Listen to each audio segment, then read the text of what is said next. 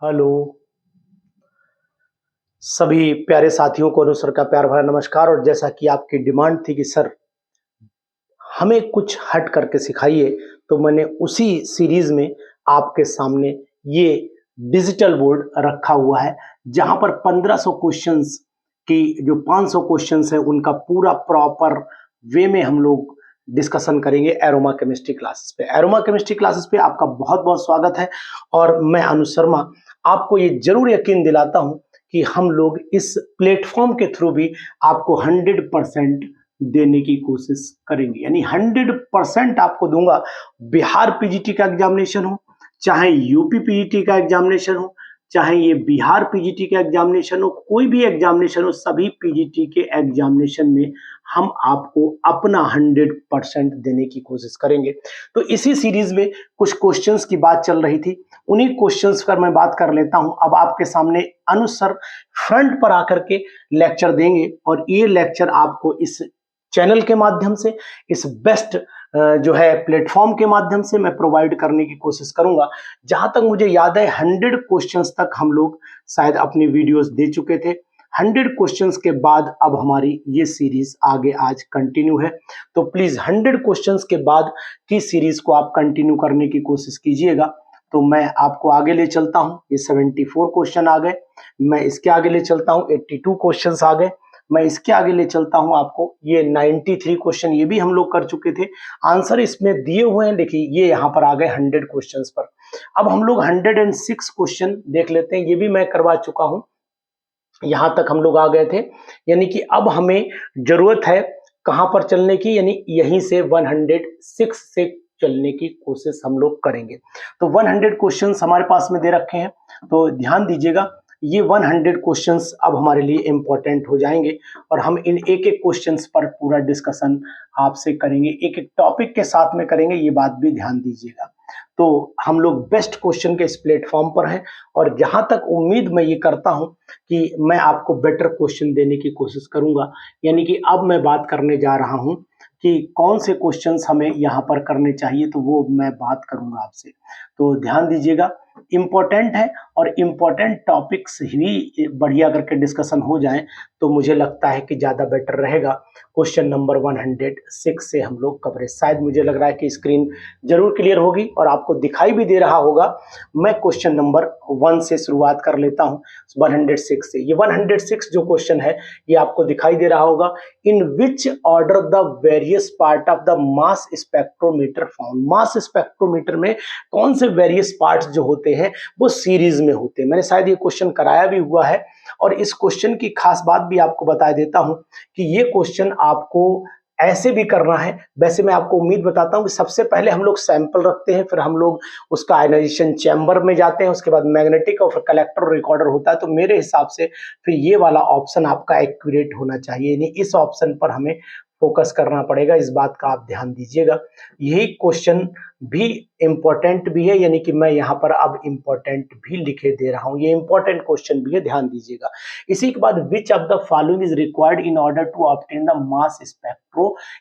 मास spectrum को obtain करने के लिए बेस्ट ऑप्शन कौन सा है, तो मैं आपको बताऊं इलेक्ट्रॉन का लॉस और गेन होता है, तो यहाँ पर मस्ट लूज द इलेक्ट्रॉन, ये ऑप्शन एक्यूरेट है, और इसी ऑप्शन को आप करेक्ट भी मानिएगा। यहाँ पर मैं अंडरलाइन भी कर दे रहा हूं, मार्कर का भी प्रॉपर यूज करके आपको बताने की कोशिश करूंगा कि आखिरकार हम क्वेश्चन कौन सा लगाएं, यानी कि मैं सोच रहा हूं कि आपको परफेक्ट आंसर मिल सके। इसके बाद क्वेश्चन नंबर नेक्स्ट 108 पर आ जाइए। 108 क्या कहता है वो भी मैं आपको बताने की कोशिश कर रहा हूं।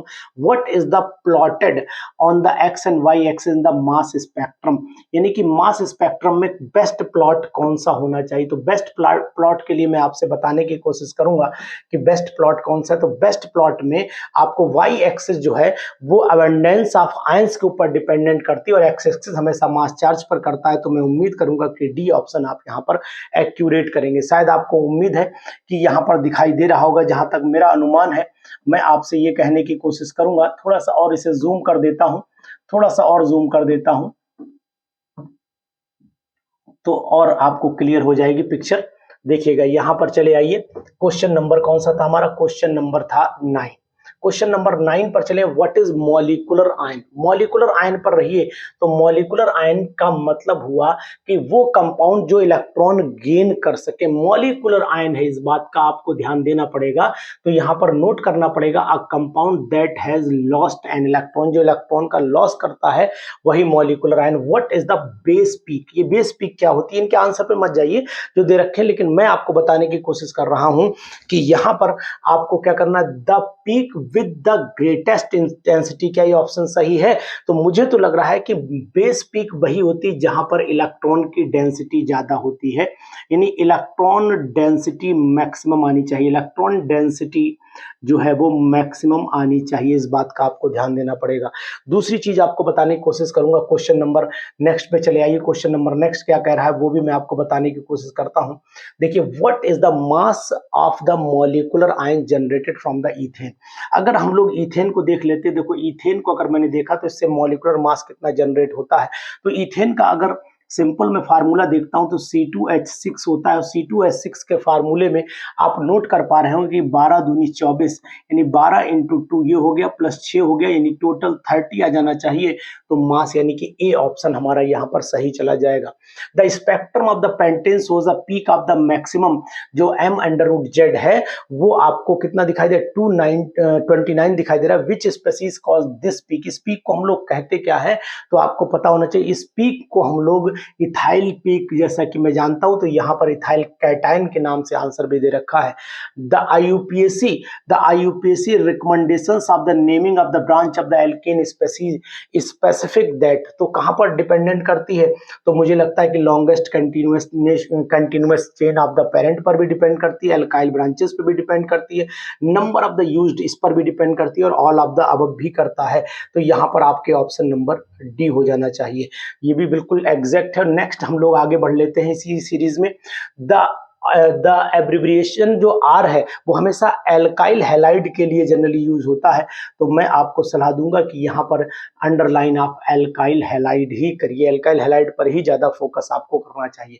तो ये मैंने चौथा क्वेश्चन पर आपको ये टेस्ट करके बताया है कि आखिरकार ये क्या क्वेश्चन आपको सही लग रहे हैं। नेक्स्ट पेज पर हम लोग पहुंचने से पहले आपको ये बताने की कोशिश करेंगे, क्वेश्चन इंपॉर्टेंट भी है, और अब हम लोग 126 क्वेश्चन पर भी जा रहे हैं।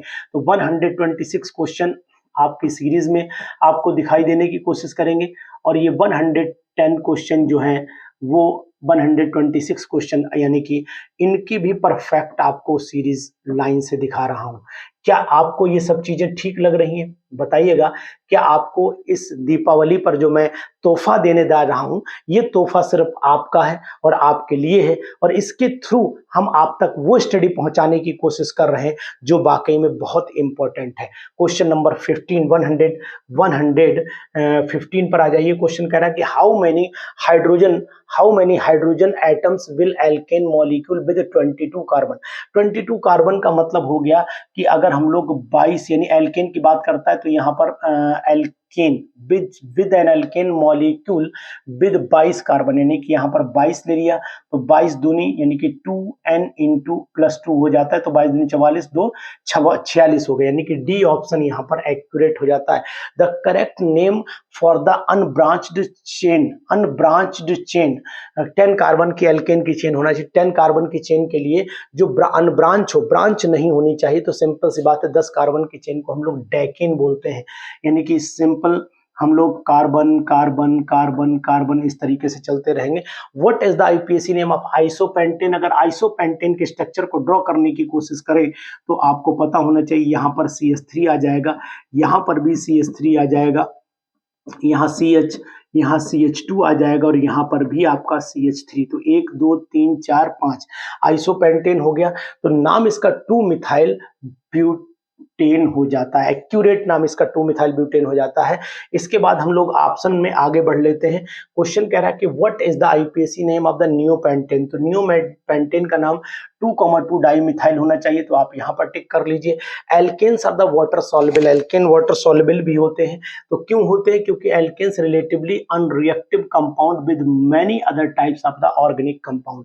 ऑर्गेनिक कंपाउंड के रिस्पेक्ट में जो होते हैं वो थोड़े से कम रिएक्टिव भी होते हैं। How many of the following 5 alkenes तो ये आपका propene, butene, pentene, heptene, hexene and heptene are the liquid at room temperature. तो कितने लिक्विड होते हैं? तो मेरे हिसाब से यहाँ पर जितने भी हैं, अगर हम इनमें से देखते तो पांच दे रखे हैं। यानी एल्कीन में प्रोपीन तो गैस होता है, ब्यूटीन भी गैस होता है, पेंटीन 1, 2, 3, ये 3 हमारे पास होने चाहिए। लास्ट के जो 3 हैं वो लिक्विड होते हैं रूम टेम्परेचर पर।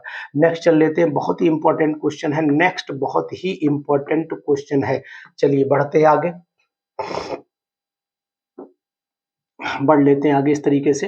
विच ऑफ द फॉलोइंग, यानी जनरली एज द अमाउंट, यही क्वेश्चन है, हाँ ठीक है यही क्वेश्चन है। Generally the as amount of the branching among the alkane isomer increases by. तो मैं आपको बता देता हूं कि जैसे जैसे ब्रांचिंग बढ़ेगी तो बॉइलिंग पॉइंट घटता चला जाएगा, यानी कि आंसर फिर हमारे लिए बी सही होना चाहिए था। विच of the following has the highest boiling point, तो जिसकी लंबी चेन होगी और सीधा होगा तो वही हाईएस्ट बॉइलिंग पॉइंट हो जाएगा। Which one of the following hexanes has the lowest boiling point, lowest किसका होगा? तो लोएस्ट बॉइलिंग पॉइंट आपका जिसकी ज्यादा ब्रांचिंग होगी, यानी कि 2,2 डाइमिथाइल, ये हो जाएगा। और नेक्स्ट क्वेश्चन आ जाइए। नेक्स्ट क्वेश्चन बहुत ही इंपॉर्टेंट है, एग्जाम में आ सकता है, इस बात का ध्यान दीजिएगा। Which is true about the Gilman's, पढ़ाया है मैंने Gilman's reagent. Gilman's reagent actual में क्या होता है? They are the prepared from the alkyl lithium, ये एल्काइल लिथियम के थ्रू जो है वो बनाया जाता है। तो एल्काइल लिथियम को आप ध्यान दीजिएगा, बहुत ही इंपॉर्टेंट क्वेश्चन है। एल्काइल लिथियम यहाँ पर आपको याद रखना चाहिए, मेरे हिसाब से बहुत ही इंपॉर्टेंट, वेरी वेरी इंपॉर्टेंट है ये क्वेश्चन। उसके बाद 125वां, विच ऑफ द फॉलोइंग, अरे कितना यार इंपॉर्टेंट क्वेश्चन है। गिलमेंस रिएजेंट किसे कहते हैं? तो गिलमेंस रिएजेंट आपको पता होना चाहिए कि ये हुआ डाइमिथाइल लिथियम, यानी कि Cr2। यहाँ अगर मैं लिखने की कोशिश भी करता हूं तो यहाँ पर R2CuLi हो जाता है, ये गिलमेंस रिएजेंट कहलाता है।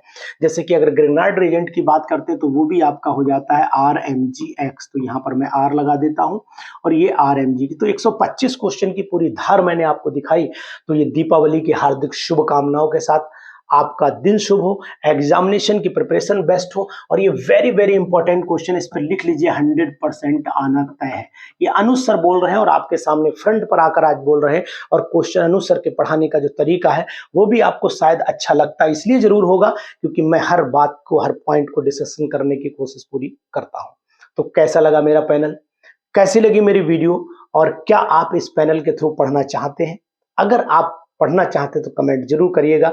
और क्या अनुज सर की ये क्लास आपको पसंद आती है, इस पर भी कमेंट जरूर करिएगा। Happy Deepawali to all of you. और मैं आप सभी को दोबारा दीपावली की हार्दिक शुभकामनाएं देता हूं, जिससे कि आप अपनी पढ़ाई अप टू द मार्क कर सकें। इसीलिए मैंने पूरी व्यवस्थाओं के साथ आपके सामने हूं। तो कैसी लगी वीडियो जरूर बताइएगा, और तैयारी बेस्ट रखिए। परफॉर्मेंस आपकी अप टू द मार्क होनी चाहिए, जिससे हम भी सेटिस्फाइड हो जाएं कि नहीं, आप उस प्लेटफॉर्म पर हैं जहां पर लोग शार्पनेस की तरफ जाते हैं, जहां से आप लोग ऊंचाइयों पर जाते हैं। शुभ दीपावली, हैप्पी दीपावली, और प्यार से मनाइए, सभी परिवार के साथ मनाइए।